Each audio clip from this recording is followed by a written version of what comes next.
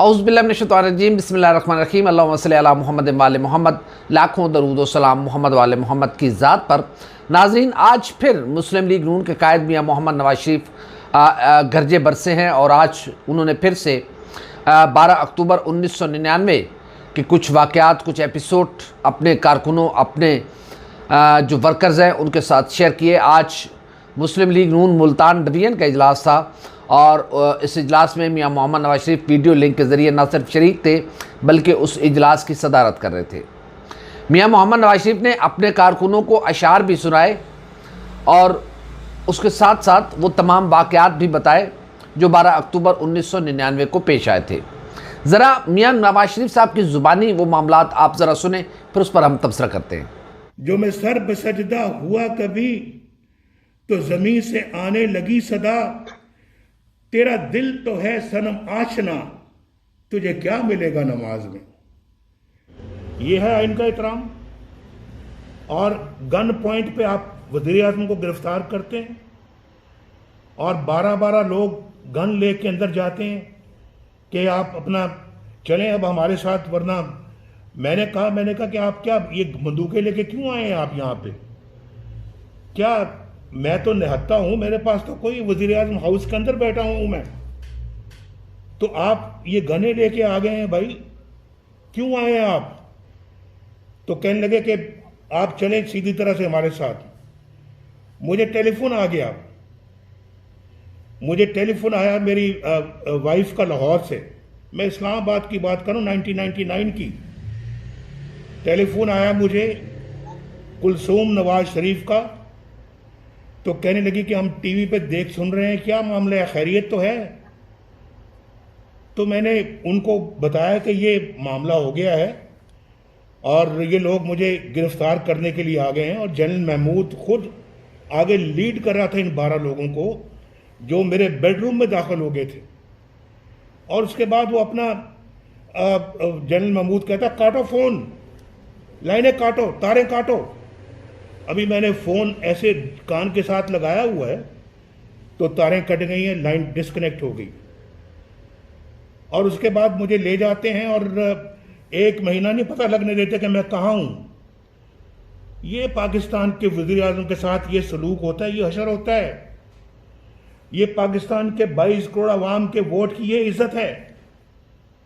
और आनन फानन माशरा लगा के आप गिरफ्तार करते हैं, उस पर हाई जैकिंग का झूठा केस बना देते हैं, अपने वज़ीर आज़म को रातों रात हाई जैकर बना देते हैं और उसको 27 साल की कैद की सज़ा सुनाई जाती है। फिर आप अपना लेके जाते हैं उसी फैसले को हाई कोर्ट में कि ये सज़ा कम है, 27 साल, ये नवाज शरीफ को सज़ाए मौत दी जाए और इसको फांसी पे लटकाया जाए।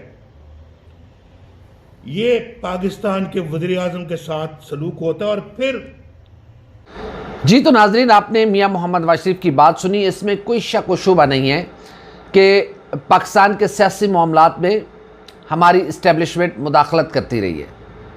ये मुदाखलत नहीं होनी चाहिए, इसमें दूसरी कोई राय नहीं है। क्योंकि अगर हर इदारा आइन और आइन की दी गई डोमेन के अंदर रहकर काम करेगा तो फिर पाकिस्तान फले फूलेगा और पाकिस्तान आगे बढ़ेगा। हमें इसके अवामिल पर भी गौर करना चाहिए कि ये रास्ता देता कौन है, क्यों रास्ता इस तरह का रास्ता मिलता है। अगर कोई रास्ता देता भी है तो ये जवाज़ नहीं है कि कोई भी उठकर आकर मुंतखब वज़ीर आज़म को उसके ऑफिस से बाहर निकाल दे और फिर इक़्तिदार पर कब्ज़ा हो जाए और फिर नहीं मालूम कि वो कब्ज़ा 10 साल रहेगा, 12 साल रहेगा, कब तक रहेगा, ये किसी को इल्म नहीं होता। लेकिन ये भी पाकिस्तान की सियासी जमातों को ये भी सोचना चाहिए कि ये एक प्रोसेस है। डेमोक्रेसी एक प्रोसेस के तहत ही अपनी जड़ें मजबूत करती है और उसके तहत ही ये आगे बढ़ती है। इस वक्त अगर हम बात करें तो 1999 के बाद परवेज़ मुशर्रफ के जो इक़्तिदार था, उसके बाद पाकिस्तान पीपल्स पार्टी की गवर्नमेंट मुंतखब हुई, ज़बरदस्त मुजाहरा किया, उसमें मुस्लिम लीग नून ने समझदारी का मुजाहरा किया और पीपल्स पार्टी की पहली गवर्नमेंट ने अपनी टर्म मुकम्मल की। गो के सैयद यूसुफ रज़ा गिलानी को वो टर्म मुकम्मल नहीं करने दी गई, फिर उसके बाद मुस्लिम लीग नून इंतखाबात जीती और मियाँ नवाज शरीफ जो हैं वो इक़्तिदार में आए। और इसमें भी कोई शक नहीं है कि मियाँ नवाज शरीफ साहब को भी टर्म पूरी नहीं करने दी गई, लेकिन मुंतखब जमहूरी हुकूमत ने अपनी टर्म मुकम्मल की। ये तीसरी गवर्नमेंट है जो इस वक्त ऑन गोइंग है। मेरे ख्याल में सियासी जमातें जो हैं वो इश्यूज़ की सियासत करें, और अगर हम इश्यूज़ पे रहकर सियासत करेंगे और किसी को नीचे दिखाने की हमारी कोशिश नहीं होगी, तो इसमें दूसरी कोई राय नहीं है कि पाकिस्तान में जमहूरियत मजबूत होगी। हमारा वे फॉरवर्ड डेमोक्रेसी है। जमहूरियत ही वो एक रास्ता है जिसके ज़रिए आप अपनी ख्वाब और अपनी मंजिलें पा सकते हैं। इसके अलावा दुनिया में कोई ऐसा निज़ाम नहीं है जो कौमों को उनकी मंजिल और उनके ख्वाबों की दुनिया तक ले जाए। उसके लिए पाकिस्तान की सियासी जमातों को बालिग़ नज़री का सबूत देना होगा, और जो इदारे इस पिछले 15 साल से यानी कि तीसरी गवर्नमेंट जो है वो जारी है, तो जो इदारा इससे पहले वो अयूब खान हो जाएं, वो याहिया खान हो जाएं, वो ज़ियाउल हक हो जाएं, वो परवेज़ मुशर्रफ हो जाएं, उसके बाद ये मुदाखलतें रही हैं। कोई 10 साल बाद रही है, कोई 5 साल बाद, कोई 7 साल बाद, कोई 12 साल बाद, लेकिन मुदाखलतें रही हैं और कंटिन्यूसली रही हैं।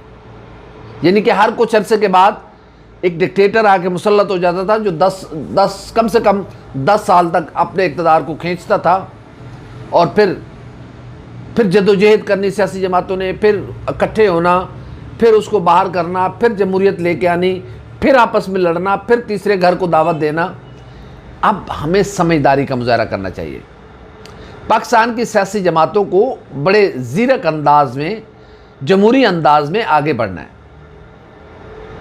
ये तो खुदा का शुक्र है कि पाकिस्तान पीपल्स पार्टी मौजूद थी, और पाकिस्तान पीपल्स पार्टी जैसी एक डेमोक्रेटिक जमात मौजूद थी, डेमोक्रेटिक माइंड रखने वाली जमात थी, जो सूझबूझ भी रखती है पाकिस्तान की सियासत की।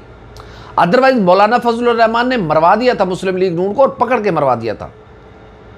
मौलाना जैसे लोगों से बचा जाए, इनकी सोच से बचा जाए, क्योंकि ये वो लोग हैं, ये वो किरदार हैं जो अपने अलावा दुनिया में कुछ नहीं देखते। मौलाना इस चक्कर में थे कि असम्बलियों से हलफ ना लिया जाए। अगर खुदा ना करे ऐसा होता तो नून लीग समझ सकती है कि इस वक्त मुल्क की क्या सिचुएशन होती। इस वक्त मुल्क की बहुत ख़तरनाक सिचुएशन होती जिसको हम बयान नहीं करना चाह रहे। वो सबको इल्म है कि क्या होता। अभी भी मुस्लिम लीग नून बिल्कुल अपने बयानिए पे मियाँ नवाज शरीफ को 1 इंच पीछे नहीं हटना चाहिए। वोट को इज्जत दो।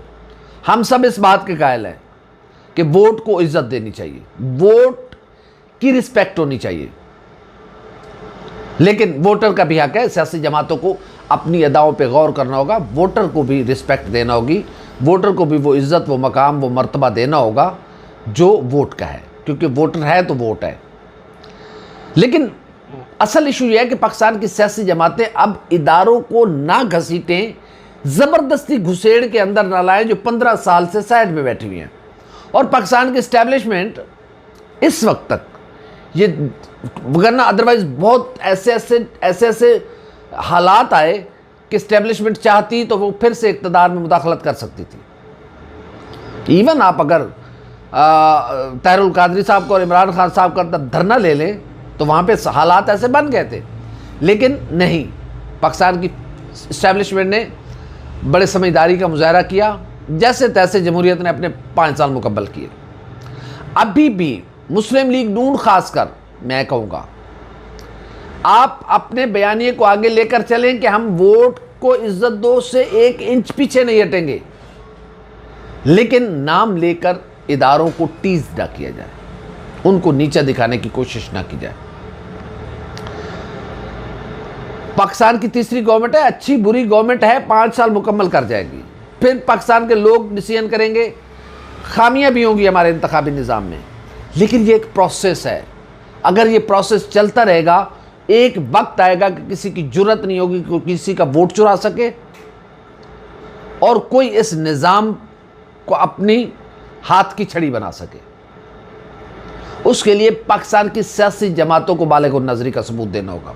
पाकिस्तान की इस्टेब्लिशमेंट इस वक्त बालिग नजरी का सबूत दे रही है, वो नहीं मामलात में मुदाखलत कर रहे।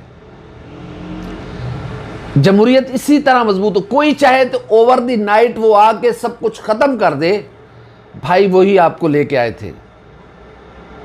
जब वो लेके वो आए थे आपको, तो फिर आप कैसे उनका किरदार इतनी आसानी से ख़त्म कर सकते हैं। हमें ये एक दिन का काम नहीं है, 20 साल भी लग सकते हैं, 40 साल भी लग सकते हैं, 50 साल भी लग सकते हैं जमहूरियत को मजबूत करते करते। शायद हमारी ज़िंदगियाँ गुजर जाएं, हमारी आने वाली नस्लें, हमें अब वो पौधे लगाने हैं जिसका फल हमारी नस्लें खाएं। हमें अपनी अना के खौल से बाहर निकलकर तमाम सियासी जमातों को, तमाम उन लोगों को जो सियासी मामलात में मुदाखलत करते हैं, जो अपनी डोमेन से बाहर निकल कर खेलने के आदी हो चुके हुए हैं, वो हर एक शख्स है, वो जर्नैल भी है, वो जज भी है, वो जर्नलिस्ट भी है, वो सियासतदान भी है, वो ब्यूरोक्रेट भी है। हम सब की डोमेन आइन ने मुतय्यन कर दी है। ये मुल्क है तो हम सब हैं। इस मुल्क ने हमेशा रहना है, हमारी नस्लों ने इस मुल्क में आना है। हम हमेशा के लिए नहीं हैं, ये मुल्क हमेशा के लिए है।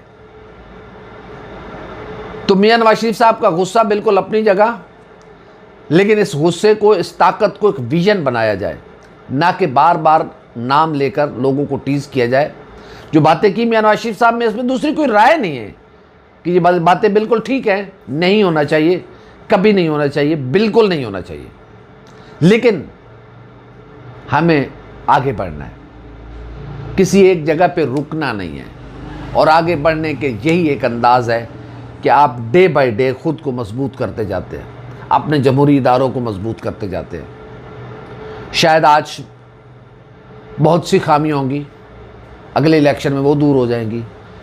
फिर एक खामी अगले इलेक्शन में, एक एक करके हमें अगर 50 साल भी लगे तो हम अपनी नस्लों को एक ऐसा खूबसूरत पाकिस्तान दे के जाए जिसमें कोई अपनी डोमेन से बाहर खेलने का तसव्वुर भी ना कर सके। और वो उसी वक्त होगा जब हम अपने आप पे काबू पाकर अपने गुस्से को कंट्रोल करके आगे बढ़ेंगे। हमारी वीडियो आपको कैसी लगी, लाइक करें, कमेंट करें, सब्सक्राइब करें, बेल आइकॉन के बटन को दबाएं ताकि अंदर जो भी हमारी वीडियो आए वो सबसे पहले आप तक पहुँचे। अल्लाह हाफ़िज़।